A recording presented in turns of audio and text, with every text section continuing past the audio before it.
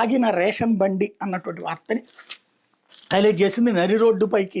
బతుకు బండి, నాడు ఇంటి తలుపు తట్టి పేదలకు రేషన్ అందించి జగన్ సర్కార్, నేడు నడి రోడ్డుపైకి నెట్టి చంద్రబాబు సర్కార్ రాక్షసత్వం, అనాలోచిత నిర్ణయాలతో లక్షలాది మంది పేదలను రోడ్డుకి ఇచ్చిన చంద్రబాబు సర్కార్, రేషన్ సరుకుల కోసం చెమటలు కక్కుతూ గంటల తరబడి లబ్ధిదారులు పడిగాపులు,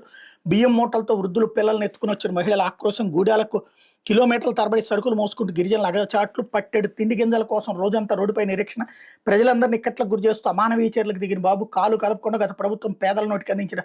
బొవ్వపైన రాజకీయాలే బాబు సర్కార్, అమానుషత్వం, తిరోగమన విధానాలపై పేదల మండిపాటు, రేషన్ దుకాణాలు తెరవడమే ఆలస్యం, దందా మొదలు, బియ్యం ఇవ్వకుండా పేదలకు 10 రూపాయల చేతిలో పెడుతున్న డీలర్లు, తూకం లేకుండా ఇష్టరాజ్యంగా పంపిణీ, పనిచేయని ఈ పాస్ మిషన్లు, ఆత్మగౌరవంతో జీవించేలా ఇంటి వద్ద అందించిన రేషన్ వాహనాల కూటమి సర్కార్ మంగళం, జగన్ హయాంలో ఇంటి వద్దకే రేషన్ వాహనాల పంపిణీ బాగుందంటున్న లబ్ధిదారులు, ఎవరిని అడిగి ఆ వ్యవస్థను రద్దు చేశారంటూ కూటమి సర్కార్పై ఆగ్రహం అన్నటువంటి వార్తను హైలైట్ చేశారు. అట్లాగే రేషన్ దుకాణాల వద్ద సరుకుల పంపిణీ మొదలైన తొలి రోజే గంటల తరబడి క్యూ లైన్లో నిలబడలేక అనంతపురంలో ఆదివారం లక్ష్మీదేవి అనే వృద్ధురాలు ప్రాణాలు విడిచింది. కొద్ది రోజులు మాత్రమే ఆలస్యంగా బియ్యం ఇస్తారనే ఆందోళనతో ఉదయమే దుకాణం వద్దకు చేరుకున్న బాధితురాలు